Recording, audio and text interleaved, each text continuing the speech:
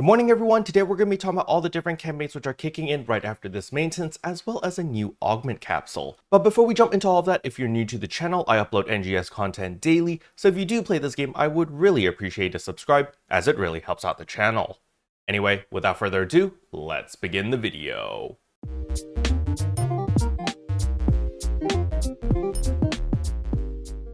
So the very first thing I want to start off is, of course, with the system updates. So the very first thing is all of the urgent quests in the Alio region is going to be the Halfia Lake Counterattack Part 2.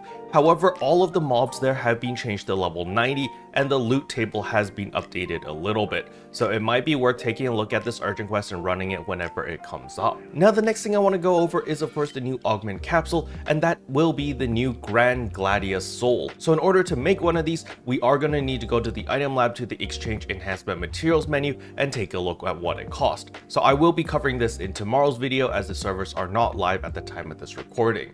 Now another thing that has also been added is the NEXP plus 100 million EXP ticket. So this is really nice. Remember, all you need to do is get to level 20 at any class and you will get one of these tickets, and you can pop it whenever you want in order to power level your character super quickly. Now on top of that, there are a ton of confirmed issues over here as well as some bug fixes. Now with all of that out of the way, the next thing I want to go over is of course the PSO2 12th anniversary event, the Super Fantasy Festival, because it is now in full swing, which means the seasonal event is now active, so we can start farming seasonal points in combat zones and use those seasonal points in order to buy out Shandy's seasonal shop to get a bunch of goodies. That also means the new 9-star rarity seasonal weapons are available as well. However, honestly, I wouldn't really use these seasonal weapons unless you do plan to run the limited time quest a lot, or if you're planning to run a lot of PSE combat zones, because our current 11-star weapons are probably going to be superior to this by quite a significant margin. Now the next thing I want to go over is of course the new limited time quest, the Twin Horned Raven from Beyond. So this is an 8-player game mode. All you need to do is go from A to B and kill everything in your path. Super easy. Now for my solo players out there, they have updated the dual quest. We now have dual quest phase 5. I do believe you are going to need to farm this in order to get the materials needed to craft your Gladia soul. So this might be a good place to start farming for in order to make some money. And as I said earlier, there is a limited time urgent quest, so the re-release of Halfia Lake Counterattack Part 2. And the main thing that they've added over here is you can now get 11-star Iridium as well as Wingguard weapons. Honestly, I don't even know why the Iridium weapons are here. They should have just added Wingguards and increased the drop rate for this significantly, because now we're just going to get jebaited by a ton of Iridium weapons when we see that rare drop sign. But nevertheless, you know, this is what's added in the loot pool.